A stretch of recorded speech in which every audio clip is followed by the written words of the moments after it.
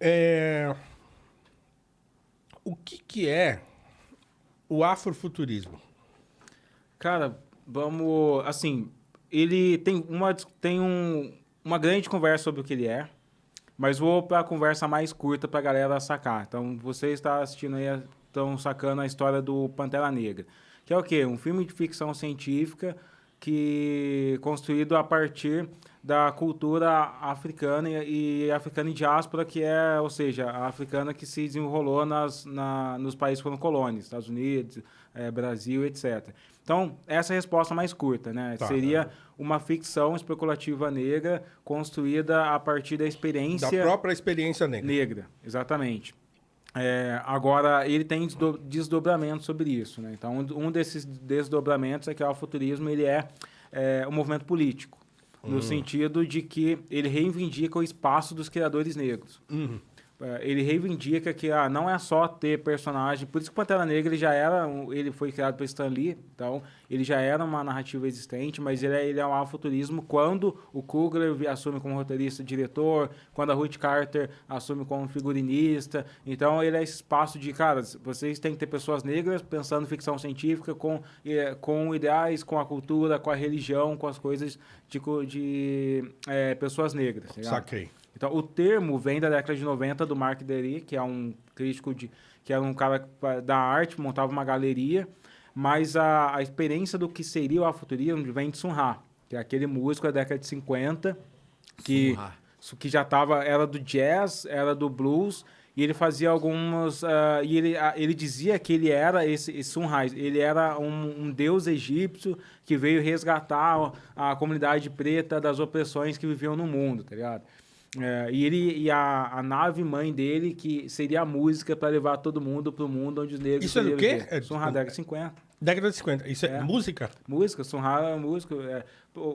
Pesquisa aí o Sun Ra e coloca a imagem dele para vocês verem. Então você vê que ele já tinha toda uma estética de misturar tecnologia, viagem espacial. O George Clinton fez isso, né? Então, o George Clinton, ele era da banda que trabalhava com o Sun Ra. Tá. O Funkadelic e o Parliament fizeram muito isso, né? Assim, a estética e aí você começa a ver essa estética surgindo. Então, assim, lá para a década de 70, 80, você começa a ver essa movimentação mais na literatura. Você tem uma mulher que é Octavia Butler, que ela ganhou todos os prêmios... É esse nome mesmo? Octavia Butler não é o nome da atriz? Não, a Octavia Butler é da escritora. Ela ganha todos os prêmios de ficção científica, o prêmio Isaac Asimov, Hugo Nebula e tal, com os textos dela, se torna uma das pessoas mais influentes hoje presente na galeria de ficção científica. Caramba! E ela começa a colocar a experiência de vida negra na ficção científica. Então ela Tem em português? Tem em português, Octavia Butler. Procurem aí, você que Parábola tá do assistindo. Semeador, tem vários contos dela muito legal. O Kindred, que é uma história de viagem no tempo que se passa durante o período da escravidão, por exemplo. Que louco, mano. Então ela começa a colocar essa experiência por exemplo, a Octavia Butler estava dizendo que assim, a minha intenção é só querer escrever sobre mundos que eu não vivo, que eu só era uma mulher negra nos Estados Unidos, numa época super difícil de ser uma mulher negra, década de 60 e tal, então eu quero escrever outros mundos. Eu só queria escapar. Quero escapar. Ligado? Pode crer. Só que ela estava ali determinando uma estética de se escrever tudo isso. E essa estética ela vai culminar no Pantera Negra, que acaba tendo essa equipe negra. E é importante falar sobre por que o Pantera Negra foi uma revolução. Até antes do Pantera Negra, Hollywood tinha uma crença, que se eu juntar um grupo de 5 pretinhos e falar para eles escreverem um filme, esse filme não vai bombar no mundo inteiro. Esse filme não vai falar com todas as pessoas do mundo. Hollywood tinha essa crença porque a maior parte dos movimentos de cinema negros, eles ficavam no gueto, tipo Eles eram nichados, né? Eram nichados. Blaxploitation, por exemplo. O próprio Spike Lee, né? Spike Lee. Era muito de nicho, assim. Então, não acreditava-se que isso daria resultado, daria sucesso. Na década de 90, o Smith e o Wesley Snipes são muito importantes para a inserção do negro na assumir a ficção. Porque o Smith ele fez Eu Sou a Lenda, que é um conto clássico. O Eu Sou a Lenda. É muito brabo. O Eu Sou a Lenda, para você ter uma ideia, é o livro que inspirou o Romero a escrever A Madrugada dos Mortos. Então, é um livro da década de 30, por exemplo. Tem uma banda de caras brancos que, para homenagear o filme Eu Sou a Lenda, colocaram o nome do filme de His Legend. Olha que foda. Olha, ele vai colocar o Sun Ra para vocês Coloca aí, pra vocês verem. Põe na tela. A pegada do George Clinton. Né? Então. E aí, Total, o Sun Ra, né? ele tem um filme da década de 60 que é Spaces the... Não, lá, ó. Spaces the Place, que é tipo... Cara, já que todas Olha lá, as pessoas negras estão sofrendo nos Estados Unidos, vão para outro mundo, sabe? E a forma que eu vou levar vocês é a música. Então, o afrofuturismo ele começa a ser estabelecido na música, na moda... Legal, obrigado, como uma Chris. estética. Chega no Pantera Negra no cinema, o Octavia Butler na literatura. E hoje ele é um dos momentos mais pop do entretenimento. Todos os principais. Tem uma escritora chamada N.K. Jensen, Mulher Negra. Eu passei esses dias na Martins Fontes, na Paulista ali, tinha um livro dela, não. Pra vocês que estão assistindo, saber a importância da N.K. Jensen, cara, ela é a primeira pessoa no mundo a ganhar consecutivamente 3 vezes o maior prêmio de ficção científica com a mesma cronologia.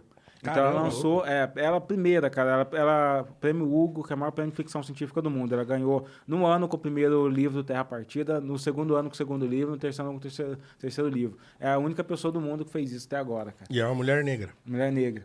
E ela, por exemplo, já tem os livros dela estão sendo adaptados, está trabalhando com o George Martin para ser adaptado para virar série. Caramba! Assim, e a Tomi Adeyemi teve aqui no Brasil na Bienal do Livro, o livro dela tá sendo considerado o novo Harry Potter, por exemplo. Então eu acho que hoje não existe nada mais pop do que a ficção especulativa negra.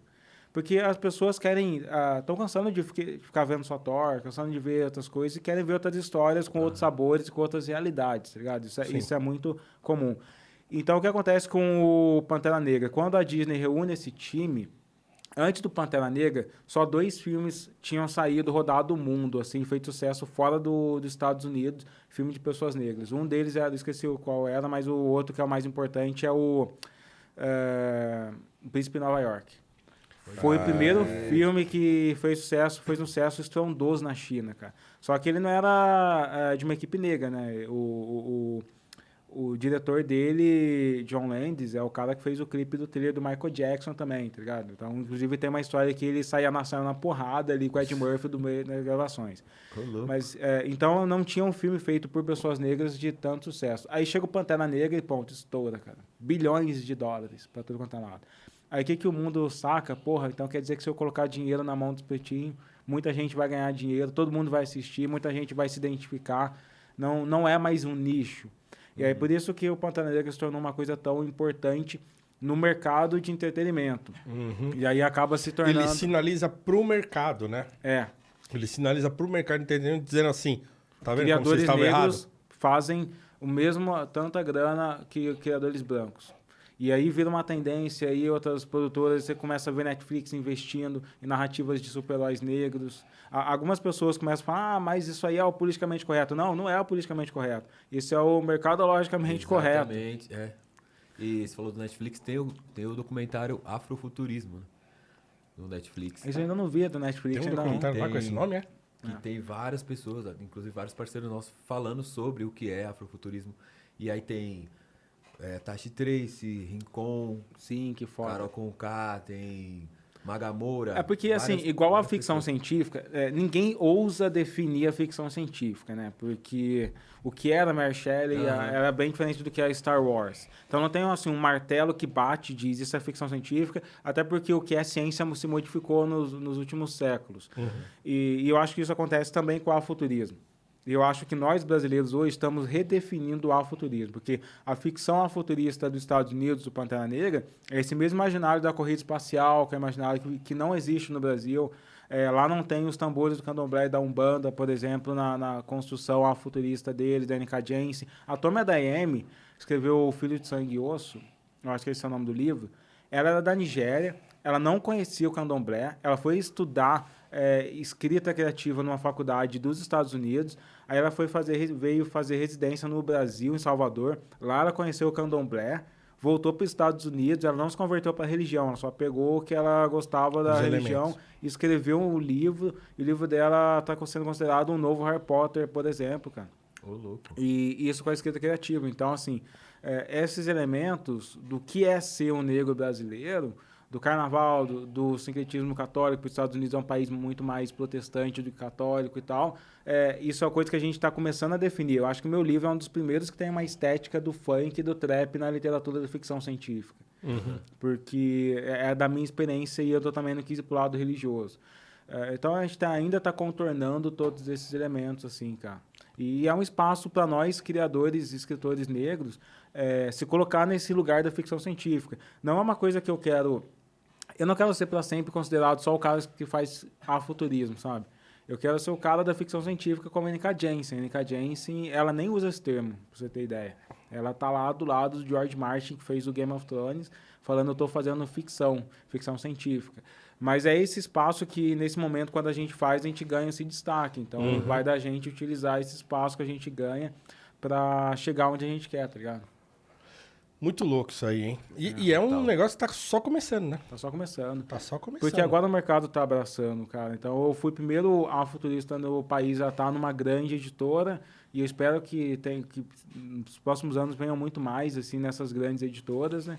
E vai ter minha série, meu livro vai virar série. Isso, aproveitando, já dá essa notícia para quem tá assistindo a gente e não sabe, né? Que se você não sabe, se não leu a matéria, os direitos do meu livro, O Último Ancestral, foram negociados com a RT Features, que é uma das maiores produtoras de cinema do país e reconhecida internacionalmente.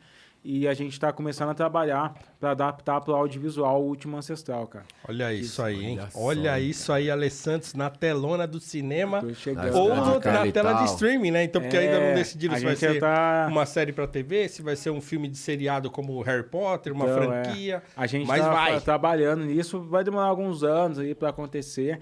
Mas se acontecer, pode ser a primeira série futurista da América Latina, cara. Olha, ligado? Bota fé que vai. Vai, cara. Então a gente está trabalhando bastante para isso. Enquanto a série ou o filme não chegam, a continuação vai chegar, que é Divindade Digital. Já tô ali fechando com a editora já, cara. Mas ela já sinalizou que a gente vai conversar sobre isso. E é isso, eu tenho projetos para os próximos 10 anos de narrativa, cara. Quem não leu, as portas forem abrindo, eu vou abraçando O Último Ancestral do Ale, ó.